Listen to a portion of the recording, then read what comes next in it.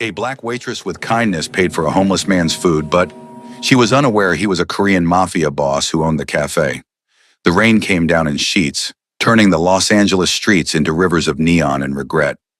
Rita Washington watched through the smudged window of the Nightingale Cafe as another customer ran for cover, leaving behind a half-empty cup and exact change, no tip.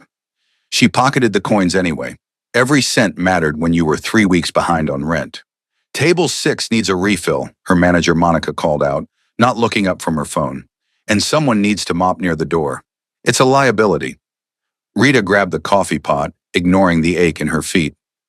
11 hours into a double shift, and she still had 3 hours to go. The Nightingale Cafe wasn't fancy. Red vinyl booths with duct tape tiers, linoleum floors that had seen better decades, a jukebox that only played half its songs. But it was open 24 hours, which meant steady work for those desperate enough to take it. She moved through the sparse late-night crowd with practiced efficiency, a truck driver nursing black coffee, 2 college students sharing cheese fries and cramming for midterms, an elderly woman who came in every Thursday at 11 p.m. and ordered the same thing. Chamomile tea and a slice of apple pie, no ice cream.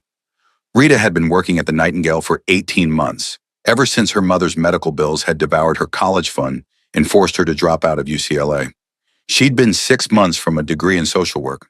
Now she served coffee to people who barely saw her face and dreamed about a future that felt further away every day.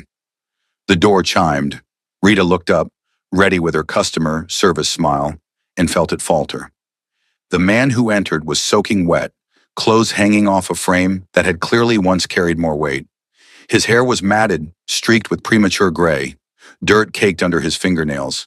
He moved with the uncertain shuffle of someone who'd forgotten what it felt like to be welcome anywhere. Monica's head snapped up. "Rita, tell him—" "I've got it," Rita said quickly, moving to intercept before her manager could make a scene. She'd seen Monica call the cops on homeless people before, had watched her spray air freshener after they left like poverty was contagious. Rita approached the man carefully. Up close, she could see he was younger than his appearance suggested, maybe late 20s, early 30s. His eyes were dark, intelligent, and utterly exhausted. "Hi there," she said gently. "Why don't you sit at the counter? Get out of those wet clothes." He looked at her like she'd spoken a foreign language, like kindness was something he'd stopped expecting. I don't have money," he said, accent slightly thickening his English. "Korean," Rita thought. "I just wanted to get warm. I'll leave." "Sit," Rita insisted, gesturing to a stool. "Coffee's on me. And you look like you could use some food." "Rita," Monica hissed from across the cafe, "what are you doing?" "My job," Rita called back, pouring coffee for the man. "Taking care of customers." The homeless man wrapped his hands around the mug like it was a lifeline. Rita studied him while pretending to wipe down the counter.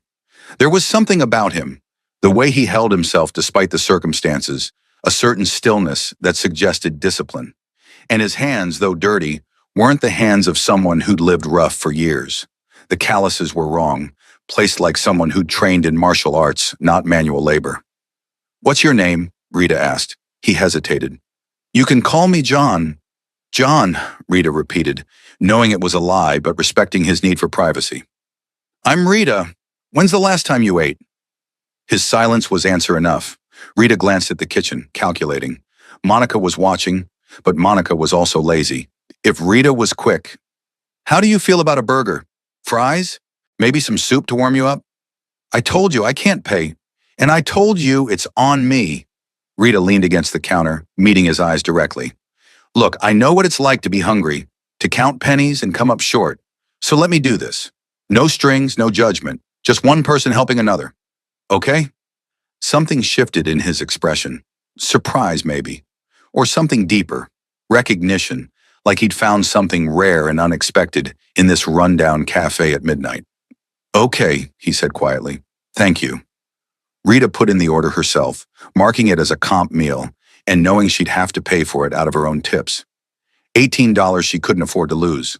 But when she brought the food out and watched this man, this stranger who called himself John, eat like every bite was a prayer of gratitude, she knew it was worth it. They talked while he ate. Small things, careful things. Rita told him about her mother's lupus, the medical bills, the deferred dreams. He told her he'd lost everything recently. Rita didn't push for details and was trying to figure out how to start over. His English was good but formal, like he'd learned it from books rather than conversation. "You're kind," he said, finishing the last of his burger. "In a city that teaches people to look away, you looked at me. Saw me as human. That's rare."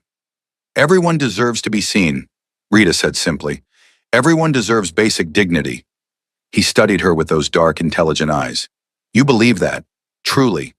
"I have to. Otherwise, what's the point of anything?" Monica appeared then, arms crossed. "Rita, this isn't a charity. That meal is coming out of your paycheck." "I know. I already counted it. And you need to clean the bathrooms before the overnight shift arrives." Rita nodded, exhaustion washing over her. $18 gone, 3 more hours of work, and she'd still wake up tomorrow behind on rent. But when she looked at John, at the gratitude in his eyes, the small measure of restored humanity, she couldn't regret it. "Thank you," he said again, standing, "for seeing me when everyone else looks through me. I won't forget this." "Stay warm out there," Rita said. "And John? There's a shelter on 5th Street. They're good people. Tell them Rita sent you." He nodded, something unreadable crossing his face. Then he walked back into the rain, and Rita watched him disappear into the Los Angeles night, not knowing she'd just fed one of the most dangerous men in the city. The next morning came too soon. Rita dragged herself out of bed at 5:30 a.m., her studio apartment in Inglewood feeling smaller every day. The walls were thin enough to hear her neighbor's TV, the water pressure was a joke, and the refrigerator made a grinding sound that promised an expensive repair she couldn't afford. She dressed in her usual uniform, black pants, white button-up, comfortable shoes that had seen better years. Pulled her natural hair into a neat bun. Minimal makeup because cosmetics cost money. In the mirror, she saw a woman who looked older than 26, worn down by circumstances beyond her control. Her phone buzzed. A text from the hospital. "Your mother's next treatment is scheduled for Friday. Please confirm payment arrangements." Rita's stomach clenched. She'd been trying to set up a payment plan for months, but the bills kept multiplying faster than she could address them. $67,000 in medical debt and counting. Sometimes she wondered if she'd still be paying it off when she was 60. The bus ride to the cafe took 40 minutes. Rita used the time to study for the GED she was trying to finish. She dropped out of high school at 16 to help support her family, got her diploma later, made it to college before life knocked her down again. The social work dream felt like a joke now, but she couldn't quite let it go. The Nightingale Cafe looked different in daylight, less atmospheric, more obviously shabby. Rita arrived to find Monica already there, talking to someone in the back office. Unusual. Monica rarely came in before noon. "Morning, Rita," called out Jamal, the day cook. "You doing okay? Heard you had a long shift yesterday." "I'm fine. Same circus, different day."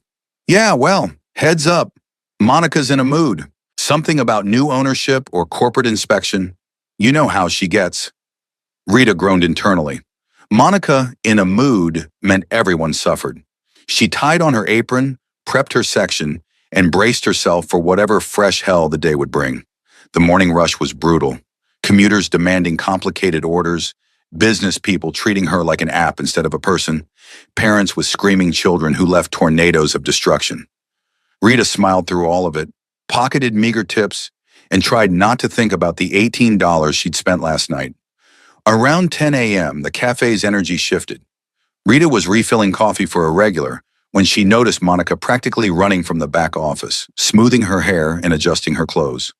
Behind her came 2 men in expensive suits, security clearly, followed by a third figure. Rita's world stopped. The man from last night, John. Except he wasn't John anymore. His hair was clean, styled perfectly. He wore a charcoal suit that probably cost more than Rita's yearly salary. The exhaustion was gone from his eyes, replaced by sharp intelligence and quiet authority.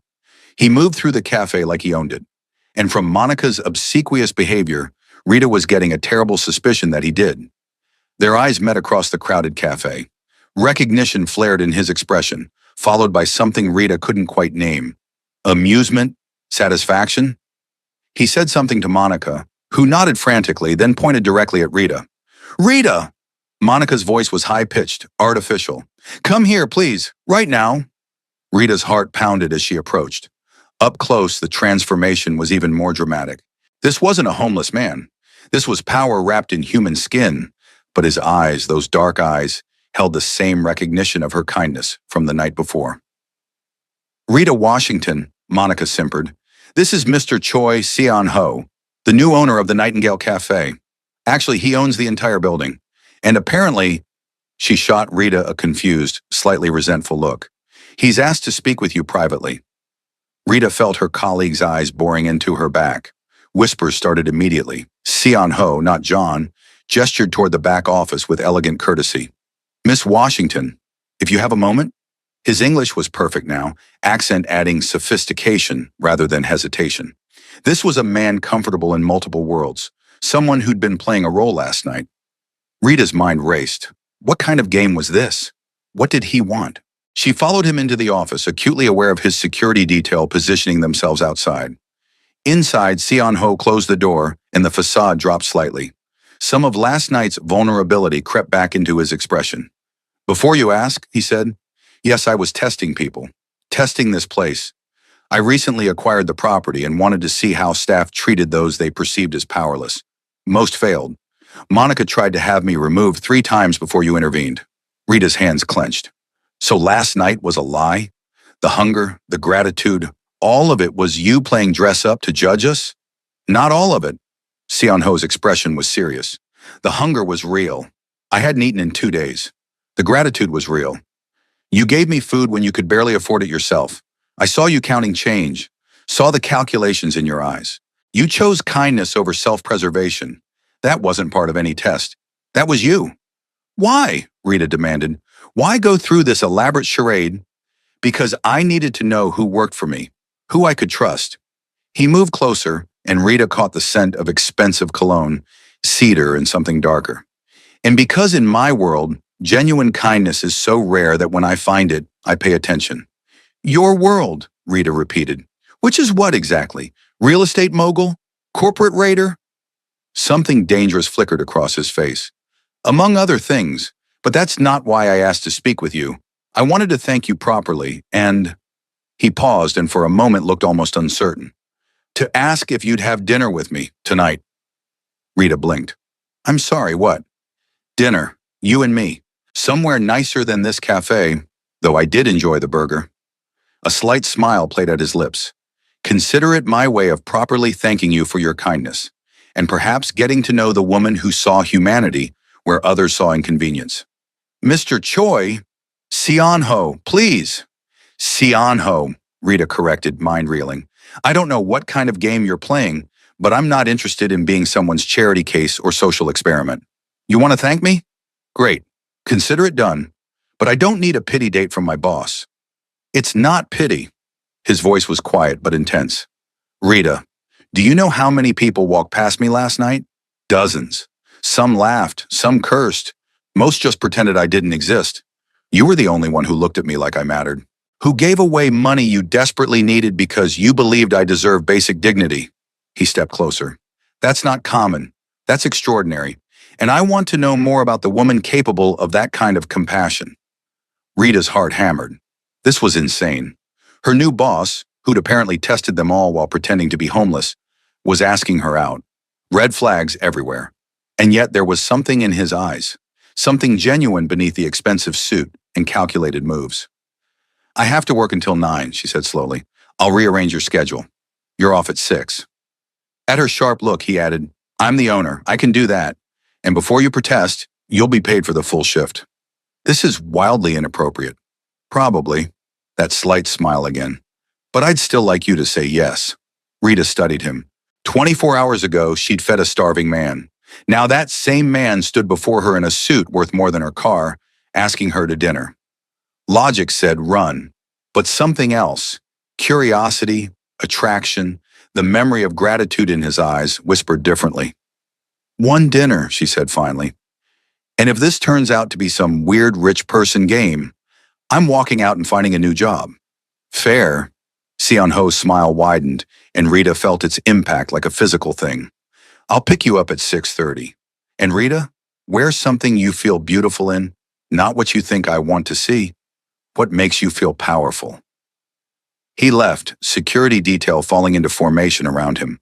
Through the office window, Rita watched him speak briefly with Monica, who nodded so enthusiastically Rita worried about whiplash.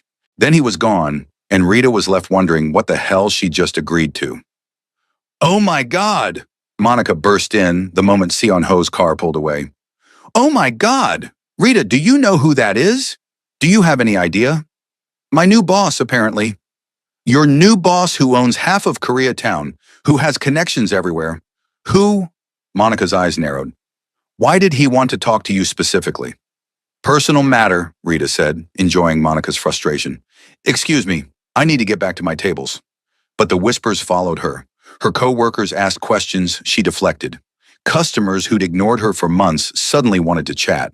And through it all, Rita felt the weight of Sion Ho's attention like a brand. At 6 o'clock sharp, Monica appeared with a garment bag. "Mr. Choi sent this. Said it's a gift, not an obligation. You can wear your own clothes if you prefer, but..." She thrust the bag at Rita like it might explode. In the bathroom, Rita unzipped the bag and gasped. Inside was a dress, deep emerald green, simple but elegant, clearly designer. The fabric felt like water between her fingers, and tucked inside was a note in precise handwriting. "Something that matches your eyes, but only if you want to." Shy Rita stared at herself in the mirror. She could wear her own clothes. The nicest thing she owned was a black dress from Target, professional but plain. Or she could wear this, a dress that probably cost more than her monthly rent. She put on the green dress. It fit perfectly, hugging curves she usually hid, making her skin glow. For the first time in months, maybe years, Rita looked at herself and saw someone beautiful, someone worth a second glance, someone powerful. The car that arrived at 6:30 was a sleek black sedan. Not a limousine. Sion Ho clearly understood that would be too much, but expensive nonetheless. Rita slid into the back seat and found Sion Ho waiting, now in a black suit that made him look like sin personified. "You wore the dress," he said, eyes traveling over her with open appreciation. "It fit," Rita said, trying to sound casual. "Seemed ashamed to waste it." "It's not the dress," Sion Ho said quietly. "It's how you carry yourself in it. Like you finally see what I saw last night. Someone extraordinary." Rita's breath caught. Before she could respond, the car pulled away from the curb and Sion Ho asked, "Are you hungry?" "Starving, actually." "Good. I know a place." The restaurant was in Koreatown, small and exclusive, the kind of place that didn't have a sign outside. They were greeted like royalty, or rather, Sion Ho was, and Rita benefited by proximity. A private room overlooking the city, a table set for two, and a silence that felt heavy with possibility. "Tell me about yourself," Sion Ho said once they'd been served tea. "The real story, not the summary you give strangers." "Why do you care?" "Because you interest me. Because last night you gave me something precious. Dignity when I had none. And I want to understand the person capable of that." So Rita told him about growing up in South Central LA, daughter of a single mother who worked 2 jobs, about being the first in her family to go to college, about her mother's diagnosis, the crushing debt, the forced withdrawal from UCLA, about dreams deferred and days spent serving people who didn't see her. Sion Ho listened without interrupting, his focus absolute. And when she finished, he said, "You should go back, finish your degree." "With what money? And what time? I barely keep my head above water as it is." "What if money and time weren't obstacles?" Rita laughed bitterly. "Then I'd be living in a different universe." "Maybe you are." Sion Ho leaned forward. "I told you I acquired the Nightingale building. I'm also establishing a scholarship fund. For workers like you, people with interrupted educations and deferred dreams, full tuition, living expenses, everything. You'd be perfect for it." "I don't want charity," Rita said sharply. "It's not charity, it's investment." His eyes held hers. "I invest in potential. And Rita, you have more potential than anyone I've met in years. You're compassionate but not naive, strong but not hard. You see people, really see them. That's the quality social workers need, the world needs. Why are you doing this? You don't know me. I know enough. I know you gave away money you couldn't afford to lose. I know you see humanity in unexpected places. And I know..." He paused, something vulnerable crossing his face. I know I want to see where this goes, this connection between us. Connection, Rita repeated. We met yesterday. Some things don't require time. They just are. He reached across the table, his hand palm up, an offering. I'm not asking for promises, just a chance. Let me help you finish your degree. Let me take you to dinner again. Let me show you that not everyone you extend kindness to will take advantage of it. Rita stared at his hand. This was crazy, accepting money from a man she barely knew. But then again, she'd fed him when she barely knew him too. Maybe kindness deserved to flow both ways. One condition, she said. Name it. I pay you back, every cent. Once I'm working in my field, making real money, I pay back the scholarship. Sianho smiled. Deal. Though I should warn you, I charge interest.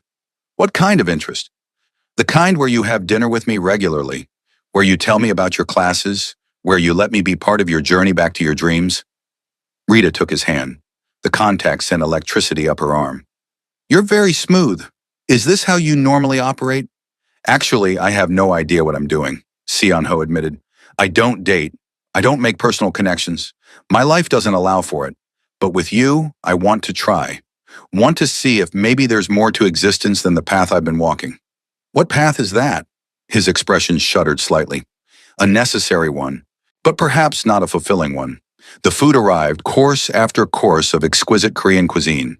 Seon-ho explained each dish, watching Rita's reactions with obvious pleasure. They talked for hours, the conversation flowing from philosophy to favorites to childhood memories. And slowly, Rita began to see past the wealthy exterior to the man underneath.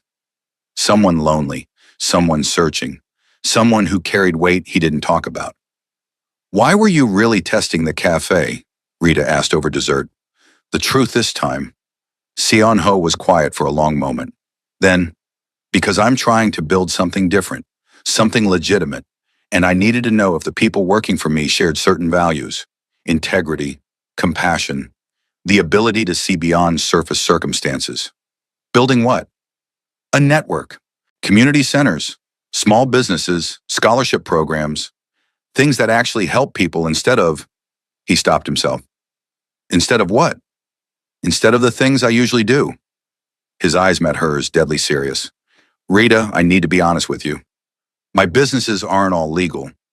I come from a world that operates in shadows, and if we continue this, whatever this is, you need to know that. Need to decide if it's something you can accept. Rita's pulse quickened.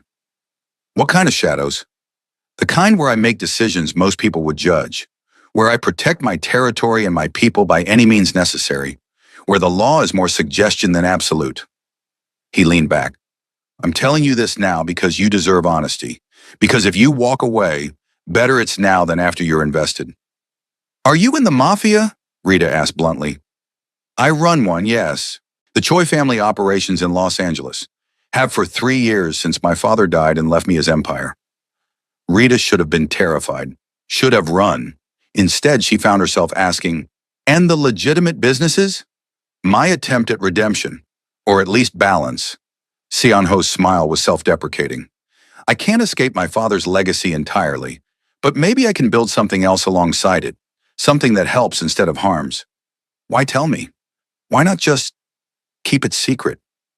Because you deserve the truth. Because I won't build something with you based on lies. His hand found hers again. And because I want you to choose this, choose me, with full knowledge of what you're getting into.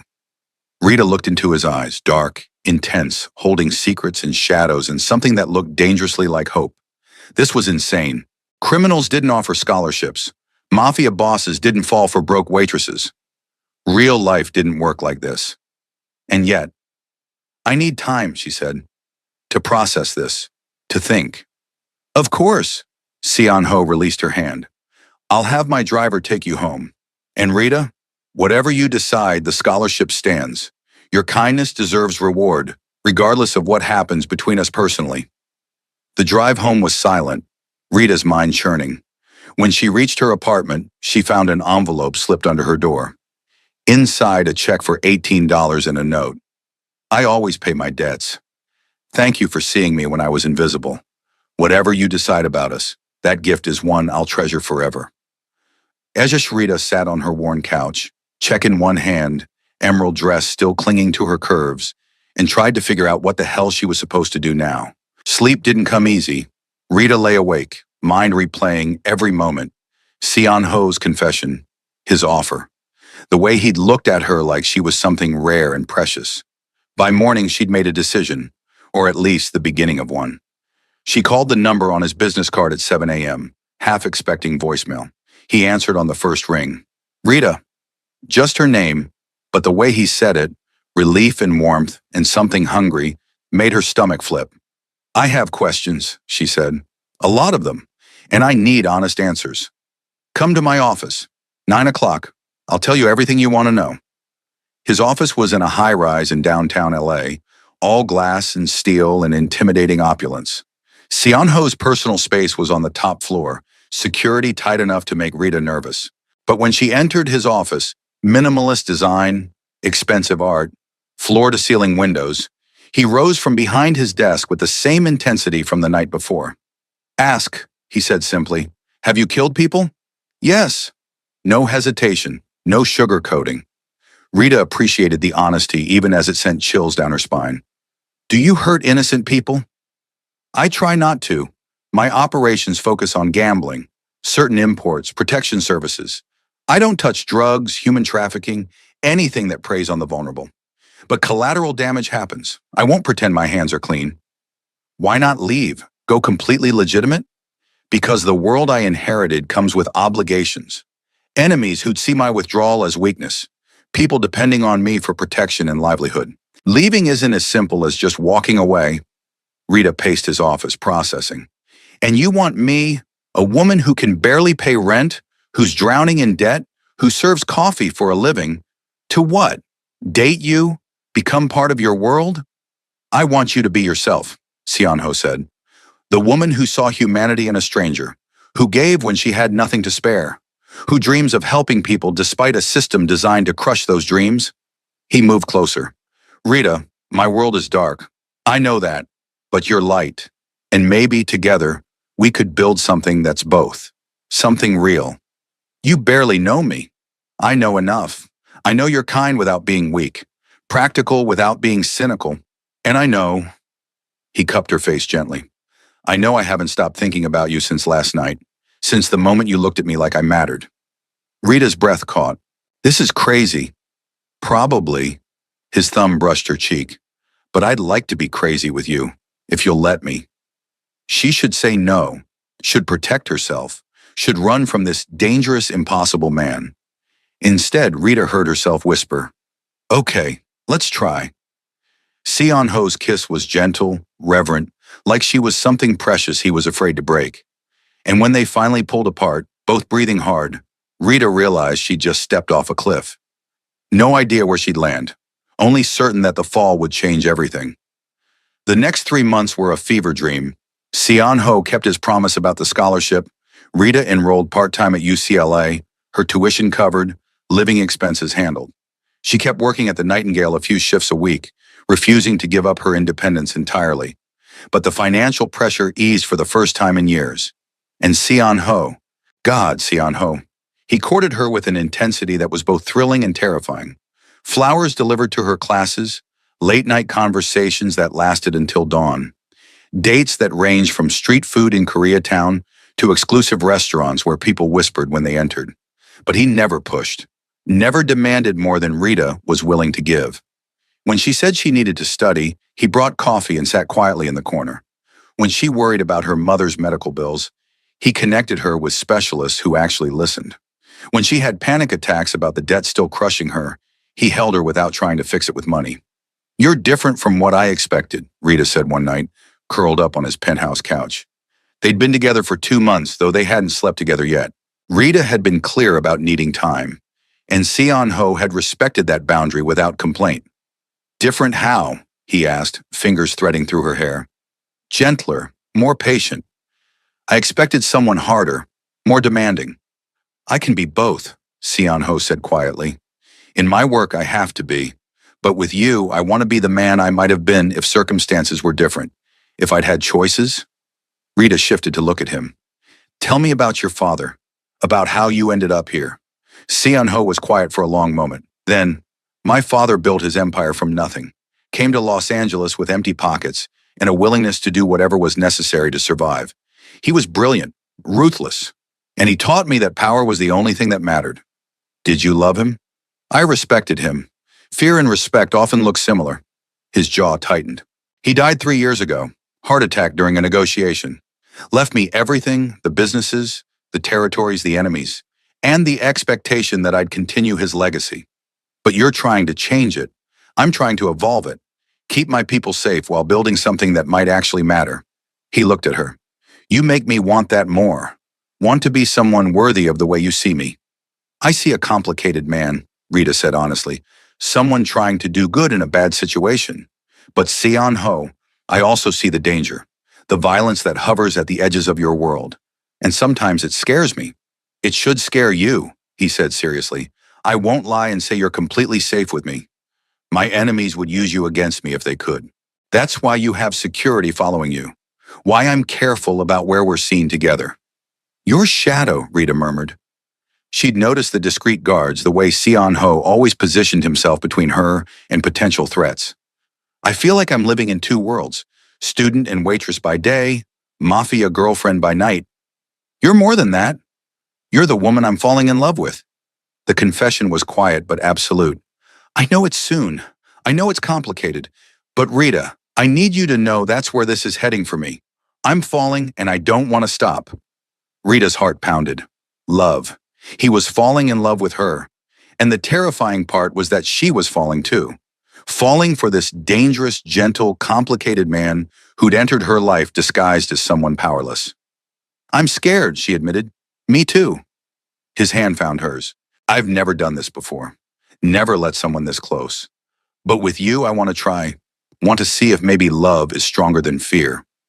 Rita kissed him then, pouring everything she couldn't say into the contact. And when he responded with matching intensity, she felt the last of her walls crumbling. But peace was fragile in Seon-ho's world. The attack came on a Tuesday. Rita was leaving campus, arms full of textbooks, when her security detail suddenly closed ranks. She felt it before she saw it. The sharp tension, the way they moved to shield her. Then gunfire, loud and terrible, shattering the evening quiet.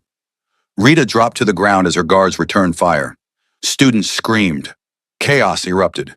And through it all, Rita's mind kept cycling through one thought. This is real. This is the life I chose. The shooting lasted maybe 90 seconds. Felt like hours. When it ended, one of her guards was down, bleeding from a shoulder wound. The attackers had fled, and Rita was shaking so hard she couldn't stand. Seon-ho arrived within minutes, face white, eyes wild with fear she'd never seen before. He pulled her into his arms, hands running over her frantically, checking for injuries. I'm okay, Rita managed. I'm okay, but your man is being treated. He'll survive. Seon-ho pulled back, cupping her face. Rita, I'm so sorry. This is my fault. They targeted you to get to me. Who? Rival organization. They've been pushing into my territory for months. This was a message. His expression went cold, deadly. One I'm going to answer. Fear shot through Rita. What does that mean? It means I'm ending this. Tonight. Whatever it takes. Seon-ho, no. You can't just... I can and I will. His hands tightened on her shoulders. They tried to kill you. They crossed a line. And in my world, that means war. Rita stared into his eyes and saw the truth. The gentle man who brought her coffee was gone, replaced by the mafia boss who'd built his empire on calculated violence. Both were real. Both were him. I need to think, she said, pulling away. This is too much. The shooting, the danger, watching you transform into someone I don't recognize. I need space. Pain flashed across Seon-ho's face. Don't. Please don't walk away. I'm not walking away. I'm protecting myself. There's a difference. Rita's hands shook as she gathered her scattered books. I need a few days to process this, to figure out if I can really live in your world. Rita, please, just give me space. Seon-ho stepped back, and Rita saw it cost him everything. But he nodded. Okay, but security stays on you. Non-negotiable. Fine. Rita went home to her small apartment, the space feeling both too empty and too full. She turned off her phone, ignored her security detail, and spent 3 days in a cocoon of fear and confusion. Shanice, her best friend from college, came by on day 2. Girl, you've been MIA for months and now you resurface looking like death. What's going on? So Rita told her. Everything. The homeless man, the cafe reveal, the scholarship, the relationship, the shooting. By the end, Shanice was staring at her with a mixture of horror and disbelief. You're dating a mob boss. I'm dating a complicated man. Who kills people? Who protects people too? Who's trying to build something better? Rita, honey, listen to yourself. You're making excuses for a criminal. Shanice gripped her hands. I get that he helped you, that he's charming and rich and apparently good in bed. We haven't slept together. Really? Months of dating and… Never mind, not the point. The point is this man is dangerous. People shot at you. At you. That's not love. That's a nightmare. I know that, but Shanice, or when I'm with him, I feel seen, valued, like I matter beyond just being a body-filling space. He invests in my dreams, supports my education, treats me like I'm precious. Lots of men can do that without the body count. Can they? Or do they talk a good game and then disappear when things get hard? Rita thought of Seon Ho's unwavering support. He's been honest with me from the start. Never pretended to be something he's not. Being honestly terrible is still terrible. Is it? Or is it better than the liars who promise everything and deliver nothing? Rita stood, pacing. I spent my whole life being invisible. To men, to employers, to a system that doesn't care if I drown. Seon Ho sees me, and yes, his world is dangerous. But maybe some things are worth the risk. Shanice sighed. You love him. I think I might. Then you need to decide, because you can't live halfway in his world. Either you're in, fully understanding the consequences, or you're out. There's no safe middle ground with someone like him. Rita knew she was right, knew she had to make a choice. On day 4, Rita's mother called. Baby, I heard about the scholarship, about school. Why didn't you tell me? There's been a lot happening, Mama. Including a man? Her mother's voice was knowing. The nurse mentioned someone paid off my medical bills. 6 months of treatment, completely covered. Was that him? Rita's heart stopped. What? The hospital said an anonymous benefactor cleared everything. But baby, there's only one person with that kind of money who'd care about me. Your mystery man. Seon Ho. Of course. He'd never mentioned it, never asked for credit, just quietly handled the crisis that had been crushing Rita for years. Mama, he's complicated. All good men are. Question is, does he treat you right? Make you happy? See you for who you are? Yes, to all of it. Then the rest is just noise, baby. Life's too short to let fear keep you from love. Trust me, I know. After they hung up, Rita sat with those words. Too short to let fear keep you from love. Her mother had raised her alone, worked herself to exhaustion, and never once complained about the hand life dealt her. Never let circumstance steal her capacity for joy. Maybe Rita was more like her than she'd thought. She called Seon Ho. He answered immediately. Rita, my mother's bills. That was you. Silence, then. She deserved to focus on healing, not finances. You paid off $60,000 in medical debt without telling me. Would you have let me if I'd asked? No. Exactly. His voice was soft. Rita, I have more money than I'll ever use. Your mother needed help. Why wouldn't I give it? Because it's not your responsibility. You're my responsibility. What hurts you hurts me. That includes watching you drown in debt trying to save the woman who gave you life. Rita's eyes burned with tears. I'm still paying you back. If you insist, though I'd rather you use your future salary to help others the way you helped me. You're a manipulative man, Choi Seon-ho. I'm a man in love, Rita Washington. No hesitation, just truth. And I'd manipulate the entire world if it meant keeping you safe and happy. Rita laughed through her tears. That's slightly terrifying. But you love me anyway, don't you? The question hung between them. Rita thought about the homeless man she'd fed, the boss who'd revealed himself, the gentleman who courted her with flowers and patience, the criminal who'd waged war to protect her, all the same person, all the man she'd fallen for. Yes, she said, I love you, Even though you're dangerous and impossible and absolutely insane? Come home, Seon-ho said quietly. Come back to me. Let me love you the way you deserve. Let me build a life with you. I'm scared. Me too. But we'll be scared together. Rita closed her eyes, made the choice, and jumped. Okay, I'm coming home. Seon-ho met her at the door of his penthouse, pulling her into his arms the moment she crossed the threshold. They stood like that for a long time, just holding each other, letting relief and love wash over them. I handled the rival organization, he said eventually. Negotiated a treaty. Your safety is guaranteed. How? Brutally, but effectively. He pulled back to look at her. I won't lie about what I did, but I'll also never apologize for protecting you. I don't expect you to be someone you're not, Rita said. But Seon-ho, if we're doing this, really doing this, I need honesty. Always. Even when it's ugly. Deal. And Rita, I want to marry you. Her breath caught. We've known each other 4 months. I've known you longer than that. Since the moment you looked at a homeless stranger and saw someone worth feeding, since you gave away money you desperately needed because compassion mattered more than survival. His hands framed her face. I don't need more time to know you're the woman I want to spend my life with. That's insane. So you keep saying, but you're still here. Rita laughed, joy bubbling up despite everything. I'm still here. But Seon-ho, I need to finish school first. Build my career. Become the woman I'm meant to be before I become your wife. Then I'll wait. A year, 5 years, however long it takes. He kissed her forehead. You're worth waiting for. They made love that night, finally crossing that threshold with patience and tenderness, and a hunger that had been building for months. And afterward, tangled together in Seon-ho's bed, Rita felt something click into place. This was home.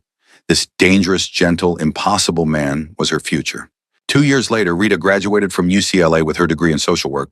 Seon-ho sat in the audience, pride radiating from every pore. Her mother was there too, healthy and strong, cheering loudly when Rita's name was called. Rita had kept her promise, paid back every cent of the scholarship through a payment plan she'd insisted on. Seon-ho had kept his too, waiting patiently while she built her career, supporting her dreams without trying to control them. The proposal came a week after graduation, not in some fancy restaurant or public spectacle, just the two of them in the cafe where they'd met, late at night when it was empty. Do you remember the first time you saw me? Seon-ho asked, pulling her to stand exactly where she'd stood that rainy night. Of course. Wet, homeless, looking like you'd lost everything. I had lost everything, and then you gave it back. He dropped to one knee, producing a ring that took Rita's breath away. You saw me when I was invisible, gave when you had nothing to spare, and showed me that kindness isn't weakness. It's the strongest thing in the world. Tears streamed down Rita's face as he continued. I'm still the man you met that night. Still dangerous, still flawed, still carrying shadows I can't fully escape. But with you, I become something more, someone better. And I want to spend the rest of my life being that man, your man. Yes, Rita whispered. Yes, you impossible man. I'll marry you. The kiss was sweet and desperate and perfect. And when they broke apart, Seon-ho signed, I love you, Rita Washington. Thank you for seeing me. I love you too. Thank you for asking me to leave that night. Thank you for giving me a reason to believe in impossible things. The wedding was small and perfect. Rita's mother beaming with pride. Shanice as maid of honor, still slightly suspicious but won over by Seon-ho's obvious devotion. Members of both their worlds, criminal and civilian, coming together in celebration. But the most perfect moment came during the reception, when Seon-ho pulled Rita aside to a quiet corner. I have a gift for you, he said, producing an envelope. Inside was a deed to the Nightingale Cafe. You're giving me the cafe? I'm giving you a choice. Keep it as is. Transform it into something new, or sell it and use the money for your community programs. His eyes held hers. You gave me a meal when I had nothing. I'm giving you the place where we met. Do with it what feels right. Rita's decision came easily. 6 months later, the Nightingale Cafe reopened as a community resource center.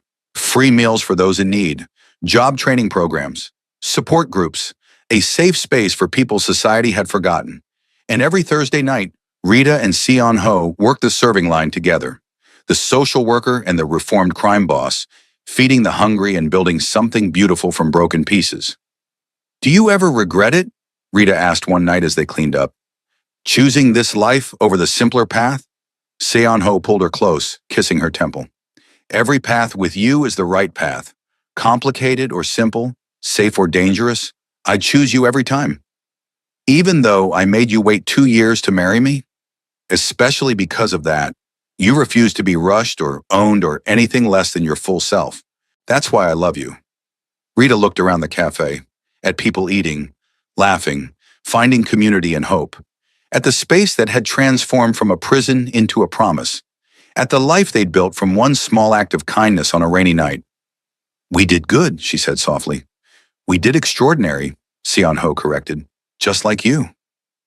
And as they locked up the cafe and walked home together through the Los Angeles night, Rita thought about that first moment, seeing a homeless stranger and choosing compassion over caution, never knowing that one meal, one act of dignity, would change both their lives forever.